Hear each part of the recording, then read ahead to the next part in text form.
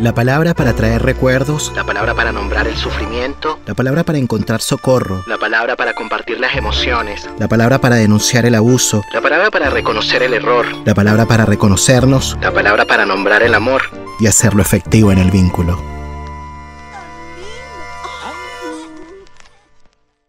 Damos la bienvenida a un episodio especial de La Palabra y el Vínculo. Estoy muy contento de volver a YouTube con el pretexto de Betty la Fea y además acompañado por Débora Tájer y también por Pedro Uribe. Bueno, para quienes no lo conocen, Pedro Uribe es psicólogo, director ejecutivo en la Fundación Ilusión Viril, es autor del libro Masculinidades entre la ternura y la tensión. Y Débora Tájer, bueno, ya es una amiga de la casa, ya hemos grabado 2 episodios para La Palabra y el Vínculo, un episodio que se tituló El consentimiento es el nuevo amigue, el otro se llamó Heridos Corazones. Les vamos a dejar aquí arriba colgados los links para que vayan para allá. Débora es psicoanalista, doctora en psicología, autora del libro Psicoanálisis para Todox, y estoy de verdad muy contento de que estén acá en este episodio especial de La Palabra y el Vínculo para hablar de una novela que nos convoca a los tres. Una novela que fue estrenada en el 99, en 1999, y que bueno, el último capítulo fue emitido en el año 2001. Después vino una pequeña entrega de una serie que se llamó Ecomoda, me parece, que fue como en el 2002, hasta ahorita que la tuvimos de vuelta a propósito de esta miniserie, que fueron como 10 capítulos que todos nos quedamos picados con un deseo de ver más, que se llamó Betty la Fea, la historia continúa. ¿Qué les pareció este retorno de Betty la Fea? A mí me encantó, algo que hablábamos, no sabía que esto iba a pasar, me enteré a partir de la convocatoria y me fui a Amazon a verla y me gustó mucho y vi algo que también lo vi en otra serie. Yo creo que resueno con las secuelas que hicieron de Sex and the City, pero hay otra, las Gilmore, las chicas Gilmore, que son 2 series que yo también he visto mucho, digamos, en su momento, y la vi 20 años después. Y lo que tiene en común es que está producida por sus actores. Mm. Entonces, me parece que también trae a la época, es una Betty atravesada por estos 20 años. eh, Sus personajes han atravesado estos 20 años, pero también veo algo similar a estas otras series que también los personajes fueron atravesados por esos años en el medio, que les ha permitido a quienes han liderado estos personajes mostrar otra versión de los mismos. Mm. En Betty veo otra Betty, una Betty que se repiensa, es una Betty que hizo, digamos, de la Cenicienta o de esos modelos de La Bella y la Bestia, Mi Bella Dama, ¿no? Esta cuestión de transformarse de la fea en la linda para adaptarse al modelo y entrar en el amor romántico del príncipe. Y acá es una Betty que vuelve a ser fea, pero en realidad vuelve a ser Betty y que no es ni fea ni linda, sino vuelve a basarse en su fortaleza de no ser para el otro, ¿no? Así quiere recortarse y ser para ella. Y por otro lado, él también es otro, no es el mismo. Se da cuenta que es medio tonto, se da cuenta lo que empiezan a pensar los otros de él, y me parece que Armando es otro Armando también, ¿no? Por supuesto llegó tarde, la cansó demasiado, entonces la encuentra en otro lugar. Y me parece también muy, muy significativo el personaje de la hija, ¿no? Es un personaje que viene a confrontar a Betty con algunas cuestiones, es más autónoma, pero también es una chica de clase alta. Betty no es... a ver, me parece que se hace mucho hincapié, ya voy a hablar en la primera parte de Betty la Fea, de la cuestión de las feas y las lindas. Pero me parece que también, como buena novela, está el tema de clase social, eludido e incluido. Y un poco las feas son las que se tienen que ganar la vida a base de su inteligencia y su trabajo. Y esta hija de Betty es una hija de clase alta. Entonces, tiene ciertas autonomías que tienen que ver con su clase, pero por el otro lado es una auténtica y no quiere entrar en algunas cuestiones de la idiosincrasia de su clase, porque ella es de otra manera, es una chica más moderna. Y después me parece que es interesantísimo el tema de la huelga, de cómo se llama el personaje que se inventa Eh, este, sindicalista. sindicalista, eso es maravilloso, esa Sí. construcción que hace. Y es Mm, muy lindo también el vínculo con este hijo, con este nieto, ¿no? De la costurera, de esta señora grande, que ahora no recuerdo el nombre. Este personaje que hace este muchacho me parece también muy lindo. Y después están los malos, ¿no? Ahí está este súper malo que aparece con Ignacio. Ignacio, con las maldades nuevas, ¿no? Mm, Que tiene maneras diferentes de los malos de antes. Y también aparece muy diferente la peli teñida, que sigue teniendo, pero también ella está diferente, ¿no? mm. Así que bueno, esto es como lo primero que yo diría y dejo mi primera ronda de mi Hay, primera intervención. hay varias cosas ahí que vamos a rescatar en relación al tema de la diferencia, ¿no? De lo que permanece y de lo que cambia, pero escuchar también las impresiones de Pedro. A ver. Bueno, a mí yo soy muy fan de Betty, la verdad les contaba recién que yo soy, bueno, chileno medio colombiano, entonces me pasó que cuando yo vi la Betty, la primera, la original, la noventera, por supuesto yo era un niño, vivía en Chile, pero como me ha tocado tener el privilegio de viajar regularmente a Colombia, mientras la veía tenía como mucha conexión afectiva, ¿no? Porque mi madre es colombiana, entonces cada vez que iba para Colombia un poco me encontraba también con una idiosincrasia y unas formas súper distintas también a las cosas que yo vivía en Chile, pero que sin duda, y seguro Débora también estará de acuerdo, hay una cierta idiosincrasia que compartimos un poco en Latinoamérica, ¿no? Todo el tema de las clases sociales, las diferencias, ¿no? Entre los géneros, cómo se establecen también ciertas jerarquías, ¿no? ¿no? Entre las personas que trabajan dentro del mundo corporativo, ¿no? Bueno, hay hartas cosas que yo siento que sí son códigos culturales que de alguna manera sí que compartimos las personas que vivimos en Latinoamérica. A mí de la Betty antigua siempre me gustó mucho como esta sensibilidad de Betty, ¿no? De cómo ella exponía esta cosa media melodramática, de enamorarse de su jefe y a la vez esta relación medio ambivalente que ellos tenían, muy atravesado, ¿no? Por el amor romántico. Y me llamó mucho la atención de esta versión nueva, o sea, lo primero que quizás yo destacaría, porque la verdad es que hay cosas que sí que me han gustado y otras que me hacen ponerme un poquito nostálgico con la antigua, ¿no? Lo reconozco. Eso que soy, yo soy cero nostálgico del pasado. Yo no creo nada de que el pasado fue mejor ni ninguna de esas cosas. No, yo creo que cada tiempo tiene su Lo suyo. complejidad, así que yo no comulgo tanto con esas ideas melancólicas. Pero sí, algo que me gustó mucho de esta nueva es que veo que hay algunos ajustes de los personajes, sobre todo los personajes femeninos.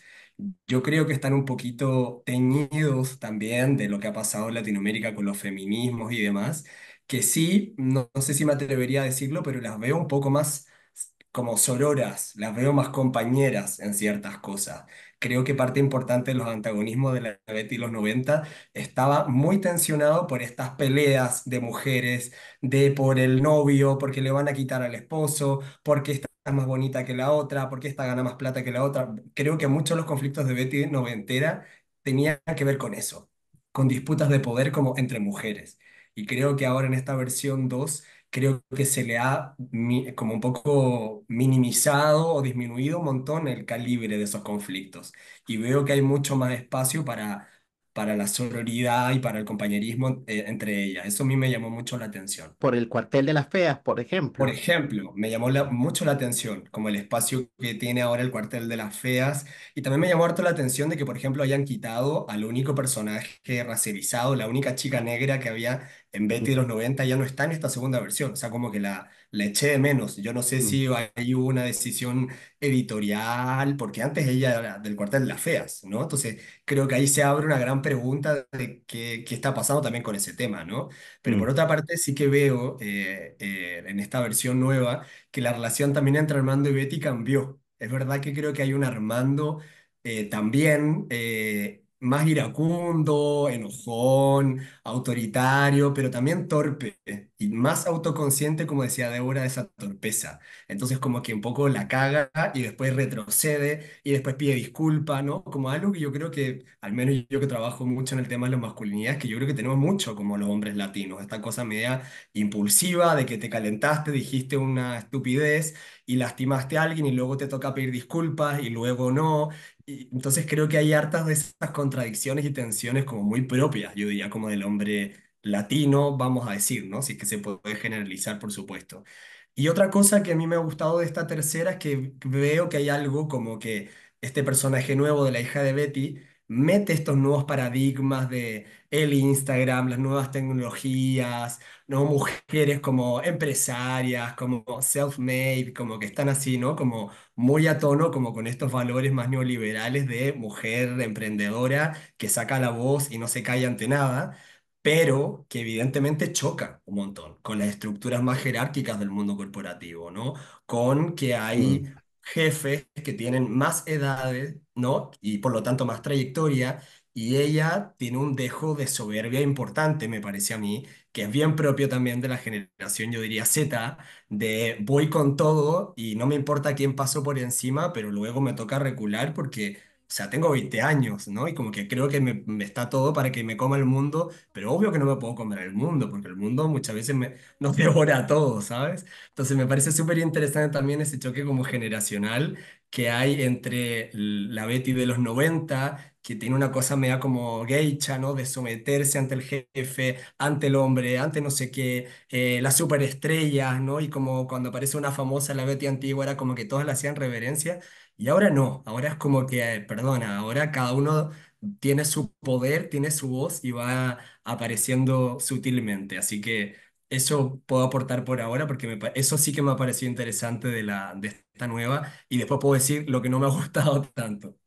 Bueno, son tantas cosas, fíjense que bueno, yo quizás podría como también compartirles como mi impresión y claro, en relación a esta vuelta a Betty la Fea, la historia continúa y bueno, y mi relación con esta entrega es un poco ambivalente porque hay cosas que me gustaron, en realidad en general la disfruté, lo pasé bien, pero habían algunas cosas que no me hacían mucho sentido, como que me pareció que le faltó como desarrollo a algunos argumentos, como que o sea, como que estaban algunas ideas interesantes, pero como que le faltó un poquito de sustancia, ¿no? Como por ejemplo, pensando en lo que significó para Betty este regreso al hogar, ¿no? Este regreso a la casa que bueno, que desde luego me parece que bueno, que es interesante, ¿no? Pensarlo bueno, psicoanalíticamente como una regresión, esta regresión que se dio hacia otro tiempo, ¿no? Y volver al diario, volver un poco a quién era ella también, tomando esto que tú decías, Débora, ¿no? De esta vuelta a lo anterior, pero con una intención quizás cuestionadora de quién era ella, quizás volviendo quizás a esta palabra o este título de la canción Yo soy así, a repensar finalmente quién era ella en medio de una crisis matrimonial que al mismo tiempo era existencial, pienso, ¿no? Pero claro, me pareció esa parte como interesante, claro, no me hizo mucho sentido que se volviese a vestir igual, ¿no? Igual, bueno, ahí podríamos de pronto escuchar sus impresiones como que en relación a eso. Y claro, cuando, por ejemplo, Nicolás le pregunta, bueno, Betty, ¿volvió a ser fea? ¿No? Bueno, sí, soy yo, Betty, la fea.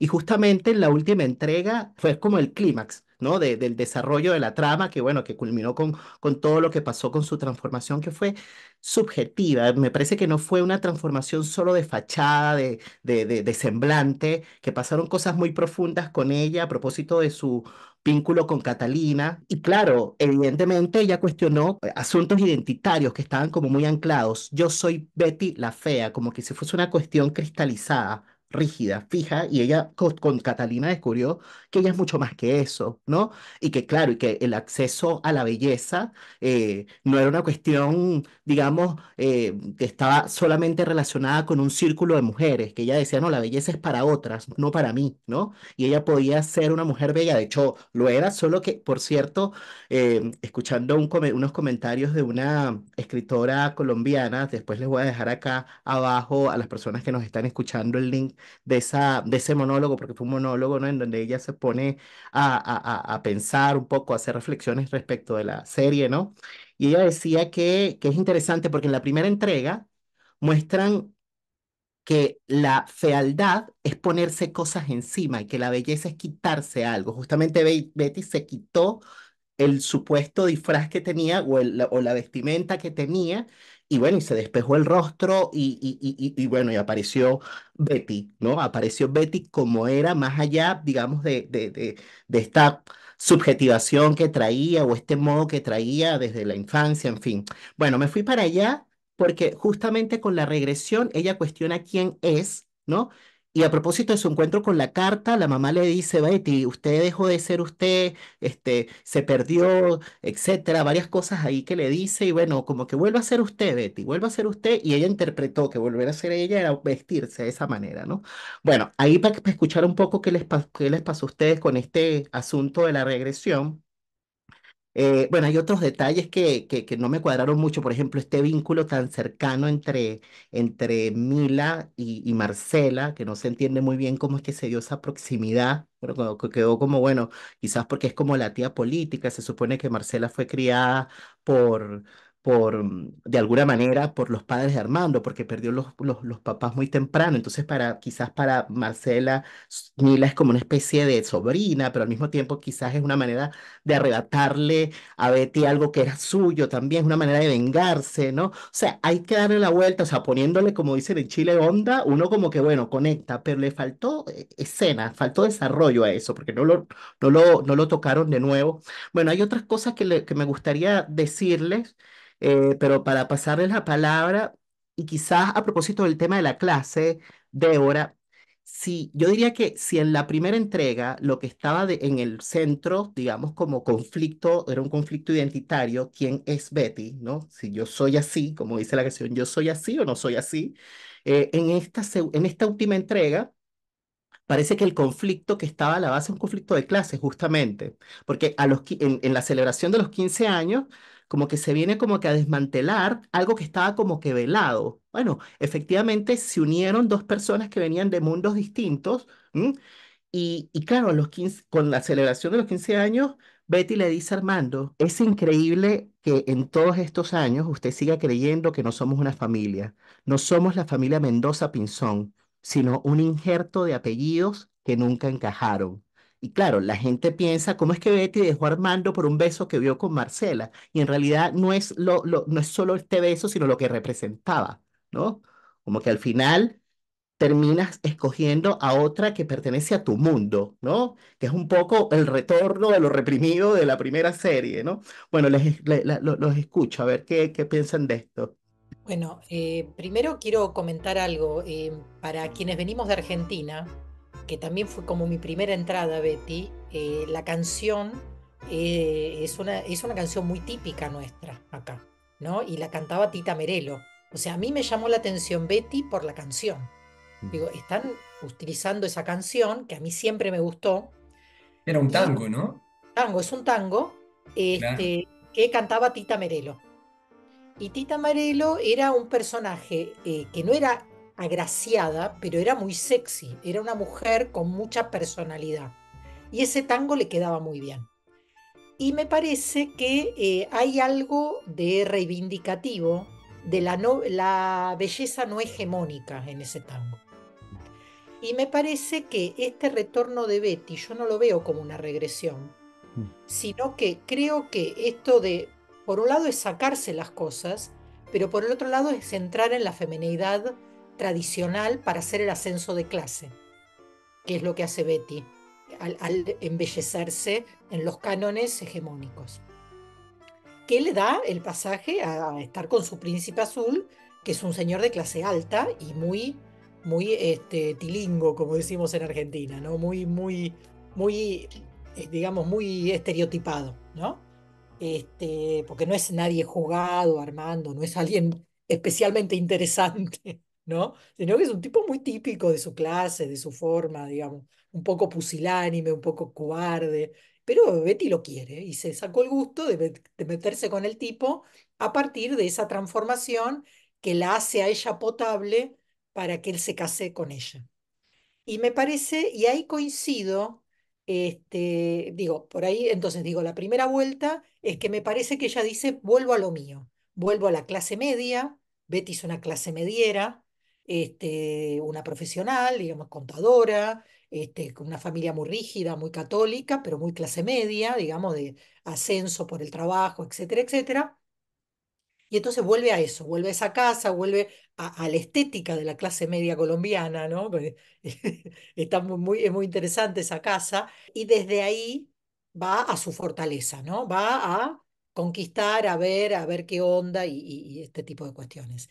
Y ahí coincido y ahí vuelvo a lo que Nelson nos plantea. Yo creo que hay una crisis de este matrimonio cuando Betty le dice a él, no somos los Mendoza Pinzón, es Mendoza con una mujer que se ha digamos, los Pinzón no estamos acá, no importamos, que tiene que ver también con una cuestión de clase, ¿no? Como muchas veces hay un casamiento o un cruce entre clases sociales, pero en realidad es la absorción de la clase dominante de esta persona que viene de las clases populares o de las clases medias, que se tiene que trasvestir para pertenecer a este otro sector, pero que abandona sus ritos familiares, sus formas, y de hecho se ve, Mila no quiere ir a la casa del padre de ella.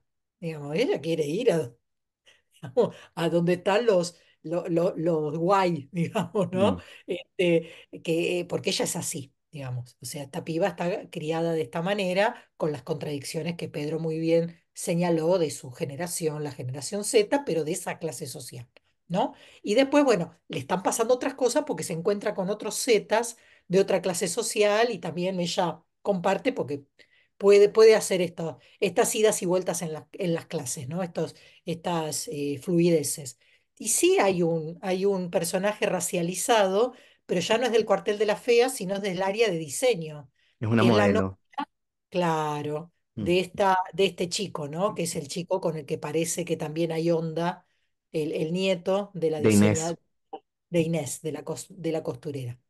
Entonces, ahí está esa chica, aparece de esa manera, que también aparece muy minoritario, ¿no? Hay poca racialización, en Colombia hay mucha racialización, o sea, no es representativo de la población colombiana, sino de cómo la Colombia blanca se ve a sí misma, ¿no? Y además me parece que también hay un tema, porque yo vi Café con aroma a mujer, hace poquito vi la remake, y ahí aparece el conflicto armado en Colombia. En Betty no aparece y no aparece ahora, ni se menciona nada, como si no existiera, ¿no? Bueno, es que Eso me Fernando Gaitán, bueno, que es el escritor de Betty la Fea, eh, bueno, él me parece que murió me parece que en el 2019, no estoy tan seguro. Bueno, a él lo entrevistaron y dijo que quería proyectar una imagen distinta de Colombia al mundo, ¿no? Que no quería tocar ese tema, quería presentar cuestiones cotidianas, ¿no? Con humor y melodrama, pero que quería desmarcarse de eso y bueno, estos escritores que participaron en este proyecto quisieron ser un poco fieles con esa intención, pues que tenía este escritor en la versión original. O sea, tiene que ver con una decisión editorial, podríamos decir, sí. bien, bueno, que llama la atención, digamos, Mm, también llama la atención. A mí me parece fantástico mostrar otra Colombia, mm. ¿no? Mostrar esta Colombia cotidiana, esta Colombia que el secreto bien guardado que es Colombia, con su cotidianidad, con su riqueza, pero la ausencia llama la atención, porque en Café con aroma de mujer se menciona, tampoco es lo central. Pero está. Está. Ujú. Pero bueno, se entiende, pero bueno, para mí es llamativo. Sí, yo quería complementar, estoy bastante de acuerdo con lo que planteaba Débora en el sentido de que sí, yo me imagino que esta decisión editorial del escritor, del guionista, tiene que haber un poco respondido a ¿no? A este estigma que también han cargado tantos años los colombianos con esta fama, ¿no? Global que se le ha hecho a Colombia con vincularla con la cultura narco, ¿no? Con la violencia, con el terrorismo, con la prostitución. Entonces creo que también supongo, ¿no? Me lo puedo imaginar que por ahí él quiso desmarcarse. Eso también por eso, para proyectar una imagen distinta del país y seguro que eso tuvo un efecto, porque es verdad que representaron a Colombia con sentido del humor, con alegría, con amistad, que también lo existe, ¿no? Y creo que al final el conflicto armado, bueno, que lleva más de 40 50 años, es como... Claro, seguro que no es lo único, ¿no? Pero yo me quedé especialmente pensando en el concepto de la fealdad, por la pregunta que nos hace Nelson. Y no sé si por ahí lo han visto en redes sociales, pero bueno, hay una artista brasilera, no sé si Débora la conoce, pero que se llama Anita. Que Anita es una artista pop, yo diría como de las más Sí, conocidas en este momento mundialmente de Brasil. Y es una chica una chica carioca que viene de las favelas. Y ella especialmente, y a mí me encanta Anita porque es muy transparente con la cantidad de cirugías estéticas que ella se ha hecho. Y hay mucho contenido en redes sociales donde ella la entrevistan y ella cuenta que ella diseñó su cara, que se puso tetas, que no sé qué. Y pensaba ahora en Anita, un poco como para complementar o pensar en el personaje de Betty, porque hay hartos memes también que he visto en redes sociales que dice un poco como parafraseando, ¿no? Que en realidad no hay fealdad, sino que hay pobreza. Mm, Y a mí me encanta esa frase porque creo que de alguna manera también desnuda algo de lo que significa Betty, ¿no? De cómo hay algo de, como decía Débora, de la clase social, ¿no? Que un poco Mila, el personaje de hija de Betty, es verdad que le hace un poco de asco a esta cosa de el origen de su madre y quiere relacionarse, ¿no? Con gente de otro nivel social, porque ella viene de una generación en la que gracias al trabajo de sus padres, pero especialmente de su madre, ella logra un ascenso social, que yo creo que es una cosa bien paradojal de la clase media latinoamericana, ¿no? De como decía Débora, de cómo hay algo que te tensiona a tener que asimilarte, ¿no? A la clase dominante y un poco rechazar y borrar ese pasado tuyo más pobre o de más esfuerzo, ¿no? Entonces pensaba en esto de la fealdad, sobre todo porque claramente cuando tú tienes acceso a ciertos recursos materiales, hay un juego identitario interesante y a mí me gustó personalmente cuando Betty se vuelve a vestir de ella. Me mm, gustó porque siento que hay una cosa que no sé si tiene quizás tanto que ver con la regresión, pero al menos yo la interpreté como una búsqueda de sí misma, de esto que la mamá un poco la confronta en esta carta, como tú te perdiste, en el sentido, a mí me parece que igual hay algo interesante de revisitar tu ujú, pasado cuando te han pasado cosas en la que tú un poco empiezas a desconocerte en quién eres, ¿no? En ujú. este caso como con algo de clase, ¿no? De ir a restaurantes, de vestirte con ropas de marca, de casarte con un empresario. Un poco pensaba en eso, como tratando de empatizar con Betty, de qué le habrá pasado a ella habitando este nuevo mundo con otros códigos sociales. Y que la mamá aparte la interpela y le dice, mija, tienes que volver a ti, no sé qué, no sé cómo lo dice, ¿no? Pero lo estoy un poco replicando. Entonces, a mí me gustó este ejercicio de mirarse al espejo y convertirse en fea otra vez, porque siento que igual hay algo que nos recuerda, o a mí me recordó mucho en justamente en los feos que alguna vez fuimos todos. De púberes, de adolescentes, de más jóvenes que quizás vestíamos de otra manera o teníamos el pelo de otra manera, como en esta, como decía ahora, como transvestismo constante, identitario, de encontrar quiénes somos y también un poco de volver a conectar con esos aspectos, con esas memorias más familiares, que yo siento que en un mundo en el que estamos todo el rato como tanto proyección hacia el futuro, de para dónde voy, qué quiero ser, cuánta plata quiero ganar, la casa propia, ¿no? Que son dilemas como que parecieran que son de la clase media, pero por lo menos ahora que está todo tan caro, mucha gente de mi propia generación, incluso ganando bien y trabajando bien, ya no nos alcanza ni siquiera para la casa propia, ¿no? Como, entonces creo que es bien interesante este ejercicio que hace Betty de decir, ya, pero yo tanto quería estar acá, como realmente soy yo la que está acá, o me inventé un personaje para adaptarme. Y eso a mí me gustó, este ejercicio de mirarse al espejo y de entrar a la fealdad, porque yo creo que todas las personas tenemos este aspecto feo, sin duda, pero que nos confronta con este espejo de mirarnos desde otros lugares.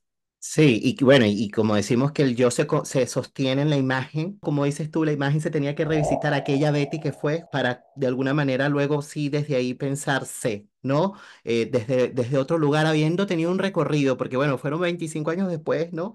Y claro, es interesante pensarlo así, porque claro, vuelve a ella en su casa de su infancia, con el padre, y todo esto que representa, porque saben que estaba pensando en, en lo que, en este episodio en el que Armando se va con Freddy.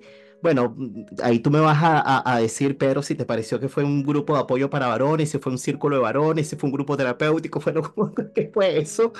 Ahí tú no vas a comentar, pero que bueno, que fue interesantísimo, que se dio allí justamente a propósito del tema de la imagen y del vestuario, él se viste de Betty, ¿no?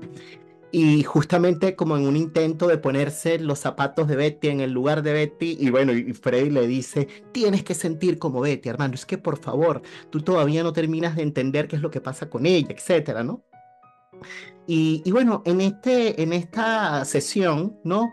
Armando tiene como un monólogo, ¿no? Que escribí y lo voy a compartir para luego ver a partir de ese monólogo algunas similitudes de lo que pasó con Betty también en este regreso a su casa. Porque hay cosas que son muy interesantes, ¿no? En relación a el modo en que estaban de alguna manera estos dos sujetos, ¿no? Armando y Betty, alienados al discurso paterno. ¿Mm? Porque fíjate que Armando dice, ¿no? En esta sesión, piensa solo en ti, Armando. ¿Será que alguna vez en la vida usted no piense solo en su éxito? ¿A quién quiere impresionar? ¿A su papá? ¿A don Roberto? Si es así, permítame darle un consejo. Hay fantasmas en la vida que son peligrosísimos para nosotros. Cuánto patriarcado, cuánto narcisismo, cuánto machismo. ¿Hasta dónde va a llegar con todo esto, Armando? Hasta el día en que lo perdamos. Bueno, me pareció interesante porque justamente a Armando se le fue la vida intentando responder al ideal paterno.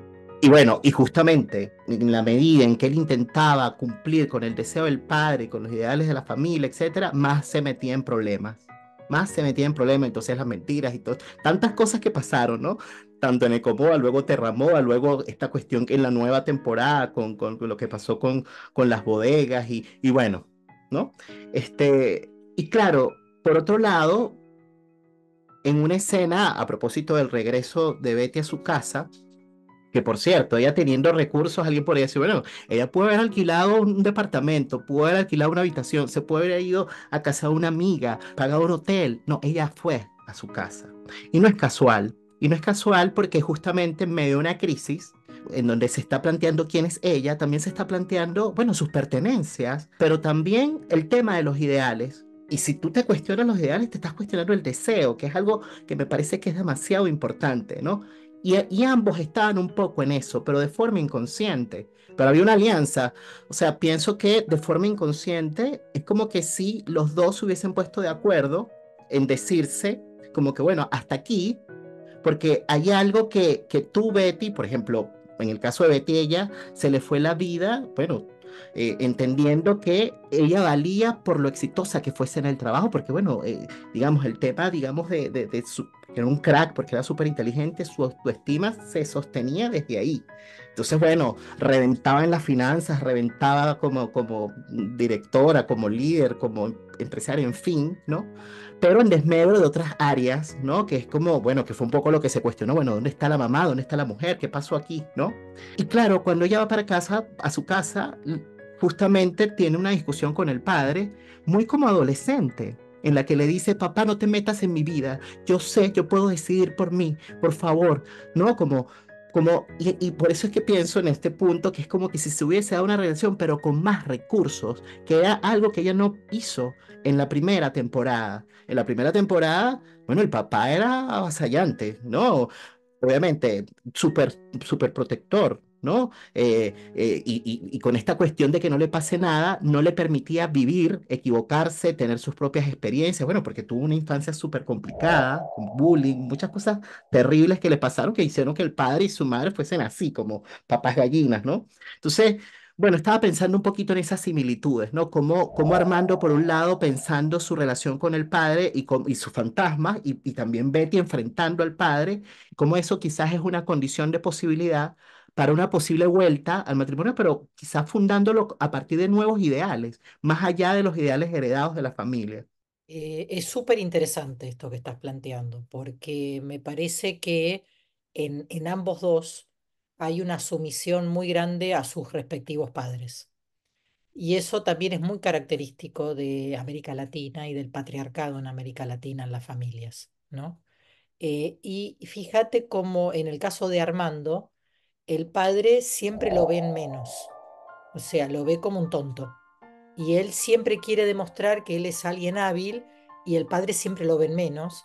De hecho, dice, esto lo tiene que gobernar Betty, lo dice el padre, digamos, como deseo póstumo. Y fíjense, acá hay un tema, que para ser Armando el hijo de la ilusión del padre solo lo puede lograr estando con Betty. Entonces, parte del matrimonio entre ellos dos es que Betty es la supergenio de las finanzas y Armando puede ser, a nivel de la pareja, algo más parecido a lo que el padre quería de él. ¿M? Pero, de todos modos, siempre es con la sumisión a esos ideales. O sea, Armando no es el mismo y al mismo tiempo Betty deja mucho de su vida en esta alianza de pareja para cumplir con el ideal de este padre, ¿no? Y yo coincido que ambos dos tienen que revisar su relación con sus padres, porque en el caso de Betty, tiene que ver con el bullying, la sobreprotección, pero no solamente. Son padres hiperprotectores, sobreprotectores. El padre de Betty es un padre muy a la antigua, ¿no? Mm, De hecho, ella vuelve a la casa y él toma como que él es el padre de la familia y que Betty le tiene que decir a Cora vuelve y qué hace, ¿no? Como que vuelve a estos modelos, ¿no? ujú. No se corre mucho de ese lugar, a un viejito, a un que no puede, no se corre de ese lugar. Y esto me parece que es como parte de lo que les toca en esta crisis que tienen de la mediana edad, que se llame como se llama, que les pasa a los dos al mismo tiempo. Y coincido que puede haber un nuevo reencuentro entre los dos, pero desde otro lugar de cada uno. Bueno, se supone que viene otra temporada, vamos a ver si eso pasa. Hay que Dale, pues. poner este Creo que video alerta podría spoiler. ir por ahí. Sí. Porque hemos hablado mucho de otros capítulos que probablemente la gente no ha visto, así que hay que avisarle a la gente que vamos a comentar cosas que quizás todavía no ven. No, pero me encantó lo que han dicho ambos. Yo coincido con que los dos están todavía ahí full entendiendo, atravesando conflictos con sus dos papás. Pero me quería detener un poquito otra vez en la figura de Armando a propósito de la pregunta de Nelson, porque a mí Armando me produce como mucha ternura y a la vez como rechazo, que supongo que es como, bueno, del tiempo que llevo trabajando con hombres, me ha tocado atender en la consulta a muchos Armandos, la verdad, ¿no? Algo que me gusta mucho de este personaje y que a mí me produce cierta ternura, que tiene que ver como con esta torpeza, como emocional. Y yo tengo la sensación de que hay algo de Armando que evidentemente está en tensión con estas expectativas que su padre ha depositado en él, con esto de que él hereda la empresa, de que él es parte del directorio, de que él finalmente le está como un poco siendo siempre el jamón del sándwich, incluso en la primera parte de Betty, ¿no? Como que todas las expectativas están, la empresa se está yendo al carajo, ¿qué haces tú o cómo te asesoras tú para sacar el barco adelante? Y es súper presionante, o sea, si uno empatiza un poco con él, es como está atravesado por estas exigencias de papá, de mamá, de conseguir una buena pareja. En esta temporada nueva el papá le manda este comunicado y le dice, Armando, tú tienes que seguir con Betty, ponla en el directorio, ella es la persona encargada, o sea, como es muy fuerte la cosa como del poder que instala este papá y Armando, como dije, siendo el jamón del sándwich entre no quiero que se destruya la empresa, tengo que cuidar a mi familia, tiene conflictos con la hija, Betty lo está dejando, como que se le está desmoronando todo lo que sostiene su identidad. Y yo creo que hay algo súper interesante bueno, un poco de como de la situación actual de las masculinidades, que tiene que ver como con esta derrota en varios campos a la vez, ¿no? Como que no es que te ha explotado una mina solo lo sexo afectivo, te explota en lo económico, te empiezas a endeudar, te explota en lo social, porque por estar preocupado de tu familia dejaste de ver a tus amigos y ya no los cuidaste más, te explota por todos lados. Entonces, como luego, ¿qué te sostiene a ti? Si además estás todo el rato fallando, ¿no? Fallando porque económicamente no estás al debe, fallando en tu pareja porque te estás metiendo con otras minas y te estás perdiendo a tu esposa, fallando como papá porque la hija la manda a Estados Unidos y después vuelve, pero en realidad la hija como que va y viene y está es tampoco muy aquí, muy allá. O sea, como creo que hay algo de esta cosa media como del fracaso, por poner un término, de un hombre aparentemente exitoso, ¿no? Que es como, bueno, creo que cuando parte esta temporada nueva sale como el soltero codiciado o el soltero como recién separado, algo así, el millonario, no sé qué, más deseado de Colombia. Y empiezas a escarbar un poquito y claro, no hay nada tampoco ahí tan espectacular. Entonces me parece lindo esto de ir desnudando esta miseria y qué empieza a hacer él con todo esto, ¿no? Entonces a mí eso me parece bien interesante para como pensar la situación en la que estamos los hombres hoy actualmente, pero también hay algo que me gusta del personaje de Armando que tiene que ver, bueno, con la rabia, ¿no? Yo creo que en Latinoamérica los hombres, ¿no? Sabemos que cuando nos deprimimos en realidad nos enojamos mucho más que otra cosa, ¿no? Estamos más irritables, más impulsivos, decimos cosas que hieren. Entonces vemos como este tipo, ¿no? Que explota cada cierto rato. Entonces yo creo que también hay un poco un reflejo de eso, ¿no? De qué nos pasa a nosotros con la rabia, qué hace la rabia, que tapa otras emociones que nos cuesta tanto conectar, ¿no? Como, qué sé yo, ¿no? La tristeza, la fragilidad, la humildad a veces, ¿no? Para poder decir, oye, estoy mal, necesito ayuda. Entonces, hay algo de la figura de Fernando, o sea, de Armando, perdón, que a mí me muestra eso también. Y me parece bien divertido, la verdad, también las otras masculinidades de la serie. Porque creo que, por ejemplo, en la Betty antigua, el personaje, el mejor amigo de Armando, un poco que era este galán que le estimulaba para que se metiera como con todas las minas de la oficina y que se follara modelos y se follara, no sé, como que le fomentaba esta estupidez. Luego, ahora en esta versión nueva, es que incluso alguien como que lo cuestiona.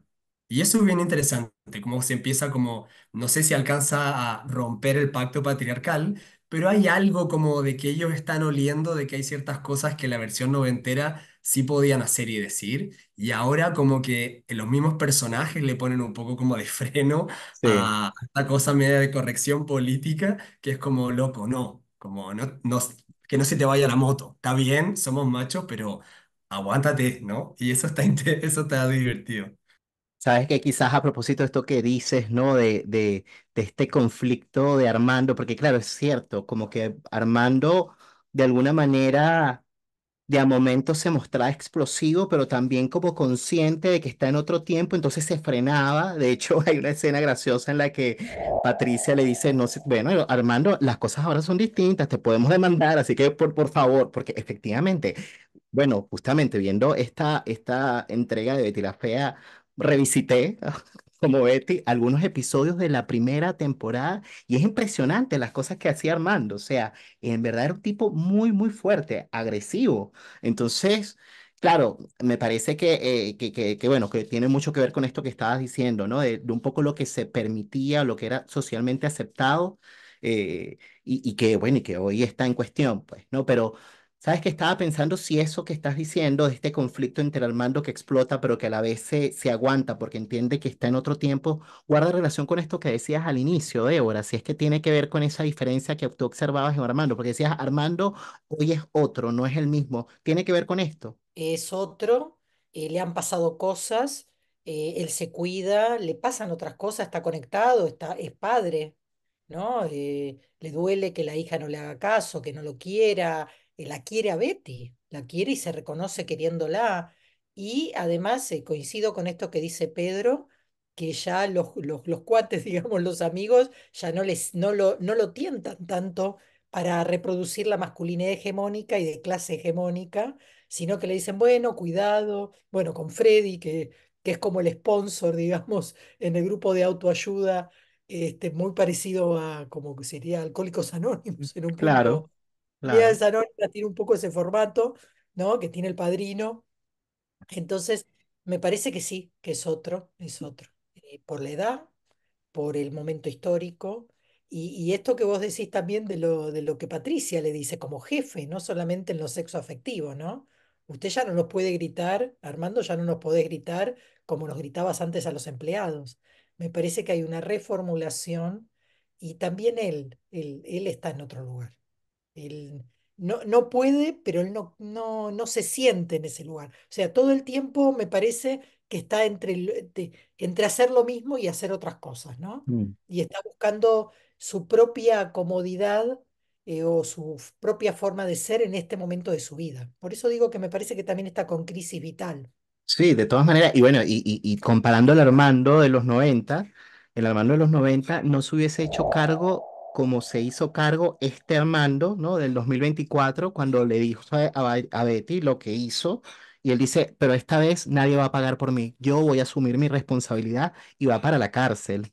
Que por cierto, el hombre terminó en la cárcel un poco cumpliendo la profecía del padre, porque el padre en la primera temporada, en los primeros capítulos, le dijo, mucho cuidado con lo que vas a hacer, ojalá no te metas en problemas y que esos problemas no signifiquen para ti la pérdida del sueño, ojalá que logres conciliar el sueño. 25 años después, se cumplió un poco la profecía del padre, ¿no? Pero sin embargo, él asume la responsabilidad, que por cierto, estaba pensando que Armando, a propósito de todas las cosas que hizo en su juventud, en su año mozo, Betty no le creía, que bueno, que por cierto el discurso de Betty un poco repetitivo, ¿no? Yo no sé cómo ustedes lo sintieron, pero ya así como que Betty ya está bien, ya entendí el mensaje, pero y otra vez, ¿no? Pero claro, no le creía, y no le creía, bueno, porque el tipo había sido mujeriego, pero claro, Armando sostiene un vínculo con una abogada, un vínculo erotizado, como medio indiferenciado, como extraño, supone que es la abogada, pero es que es amiga, pero entonces lloro en tu pecho. Entonces, claro, al final, ¿qué es lo que está mostrando? La necesidad, digamos, del varón, ¿no? De un sostén emocional, ¿no? Porque al final la abogada lo sostenía afectivamente, ¿no? Es un poco lo que me surge a propósito de lo que significó la presencia de esta abogada, que bueno, que ella iba con todos esos dientes afilados, y igual quería otra cosa, y el tipo lo sabía, pero aún así lo permitió. Pero me parece que ahí se repite el modelo tradicional de que es alguien que le hace, como yo llamo, el bypass psicológico. O sea, que le procesa los sentimientos por afuera y le devuelve como una papilla masticada, digamos, de los sentimientos complejos. Como una especie de yo auxiliar, ¿no? Es un yo auxiliar, pero me parece que es esto. Necesita, pero igual siempre es alguien, necesita de alguien con quien no está comprometido, con quien no quiere ser recíproco, con quien no se entiende, o sea, ella lo ayuda, pero él la borra, la trae, la lleva, digamos, me parece que en eso sigue siendo el Armando de siempre y la masculinidad hegemónica de siempre, que toma más de lo que da, ¿no? No hay una reciprocidad ahí. Mm, Entonces eso me parece que también hay que verlo, ¿no? Que ahí hay una continuidad. mm, Y hay un tema de los cambios en las masculinidades, también, porque digo, Armando va preso y Daniel, el hermano de Marcela, también va preso y muere en la cárcel. Fíjense que tiene que ver también con los cambios que ha habido en las masculinidades, mm, en el sentido de modalidades más, muy patriarcales, pero más de la honestidad, de no meterse en problemas, y los empresarios más ligados a lo financiero, a lo que en Argentina se llama la timba, ¿no? Esta cuestión de poner plata por aquí, poner plata por allá, que termina en estafas o en cosas muy, muy lábiles, que eso tiene que ver también con el empresariado de fines del siglo XX y principios del siglo XXI. mm, Entonces me parece que también hay un choque entre masculinidades, que tiene que ver con esto, ¿no? Con, bueno, el honor, el honor de la familia, que no se manche la familia, y esto que, bueno, hay que hacer plata de cualquier manera y que los mete en cuestiones medias frágiles, medio flojito de papeles, que a la primera de cambio pueden terminar en la cárcel, ¿no? mm, ujú, Y eso también se ve acá, ¿no? Y me parece que está bueno señalarlo como parte de la lectura de lo que se evidencia en el choque de épocas también. ujú, ujú, Sí, yo ahí complementaría con lo que dijo Nelson, o me quedé pensando en la figura de Betty, que Nelson la encontraba un poco repetitiva. ¿Sabes que a mí me pasó algo similar? Me, no sé si me pasa en general con el género como de la teleserie o de los melodramas, que me aburre un poco esta sobreexplotación de los personajes femeninos que las dejan por otras mujeres y que están todo el rato como, ¿sabes? Como representando siempre a la mujer celosa, insegura, es que tú me estás dejando por otra, es que no me quieres de verdad, ¿por qué me vas a poner los cuernos otra vez? Como que es verdad, a mí me da un poco de pereza como ver que están como recurrentemente como mostrando a las mujeres de esa manera, que no digo de que no sea así en el plano real, pero creo que hay una cosa media como también muy latina, y supongo que también hay una cosa fuerte como en Colombia, ¿no? De que allá en realidad es bien como descarado el tema de las amantes, o sea, ya ¿no? Es sabido que muchos hombres tienen dos y tres familias por fuera. Mi mamá se enteró que tiene una hermana nueva a los 60 años. O sea, es como, ¿qué te puedo decir? O sea, es como una cosa muy cultural, esto de que aparezcan hermanos nuevos, de que aparezca el amante, que era la nana y que luego también tenía un hijo no reconocido o sea, que eso pasa evidentemente en toda Latinoamérica, pero creo que hay algo en Colombia que creo que es distinto, como pasa al menos acá en Chile, que es todo muy tapado y que las amantes son súper como off the record y la gente rumorea que es la amante, no sé qué, pero no, o sea, como jamás esa persona abiertamente la va a invitar a comer o la va a pasar a buscar en coche, porque aparte en Colombia también hay una cosa bien, ¿cómo decirlo? Como bien a la antigua de que el hombre es como galán y por lo tanto para poder follar tiene que tener plata, porque tiene que invitar a comer a la oficial y al amante uno, al amante dos y a esta le regala rosas, a la otra le regala no sé qué, a la otra le regala anillo, o sea, como, aparte tiene que tener un montón de plata, o sea, si tú no tienes plata, no, nadie te va a pelar, entonces igual es súper fuerte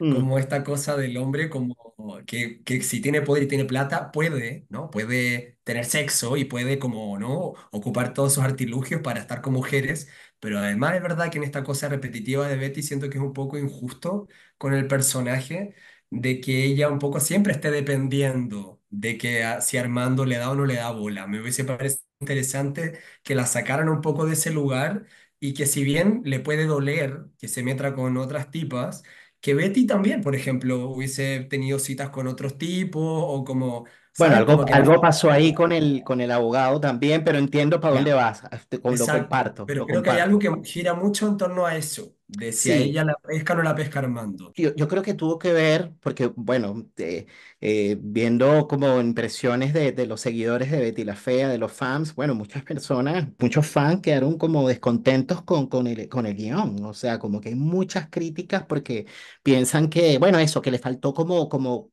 desarrollo a los argumentos, ¿no? Y claro, muchas cosas como repetitivas, habían escenas que eran como que, o sea, si Betty la Fea fue tan exitosa fue justamente porque tenía un guión de primera, fue un guión magistral, ¿no? Y esa cosa como, de hecho como que yo no noté a esa Betty inteligente que de pronto te conectaba, como que te hacía pensar, que te hacía reflexionar, como que eso no pasó. De hecho, bueno, cuando partió la serie con esta primera escena en el cementerio, que partió como con una suerte de monólogo, dije, bueno, qué bonito si le van a meter un poquito de esto, porque es como que interpela un poquito al que ve la serie, ¿no? Como que, no sé, me faltó conmoverme con esta última entrega. Siento que la primera te reía y te conmovía y también te mantenía en tensión. Esta estuvo un poquito más débil en relación a eso. Yo creo que lo repetitivo tiene que ver con un problema de escritura más que en sí de lo que le puede haber pasado, que está bien, puede estar celosa porque el tipo era candela, pero ajá, ¿no? Como que escríbeme otra cosa, ¿no? Bueno, vamos a ir cerrando por razones de tiempo, podríamos seguir aquí compartiendo más impresiones de la serie. Me encantó compartir con ustedes, intercambiar miradas, perspectivas de cómo recibieron esta última entrega de Betty la Fea. No sé si quisieran compartir algo, decir algo antes de despedirnos. Bueno, que es un gusto. Gracias por convocarnos a esto, a hablar de las novelas. Para mí es una cosa muy bonita. Gracias. Sí, gracias a ti, Nelson, por la invitación. Es un placer, la verdad, estar acá con Débora, que siempre la admiro mucho por su trabajo. Un placer también conocerla virtualmente, ya nos conoceremos en persona. Y a ti también, que me encanta lo que haces, así que estar con gente querida e interesante es un regalo. Así que gracias a ti por convocarnos. Gracias a ambos y gracias también a las personas que nos están viendo del otro lado de la pantalla. Esto fue un experimento, estamos volviendo al canal de La Palabra y el Vínculo con esta entrega especial de este episodio. Esperamos vernos pronto, ahora sí con el retorno de una nueva temporada, pero mientras tanto ya saben lo que tienen que hacer: suscribirse, darle me gusta, compartir y ese tipo de cosas como para que este canal se mantenga vigente en el tiempo. Muchísimas gracias y nos estamos viendo pronto. Chao. Disfruten de la serie en Amazon Prime. Nos estamos viendo. Un abrazo. Chao.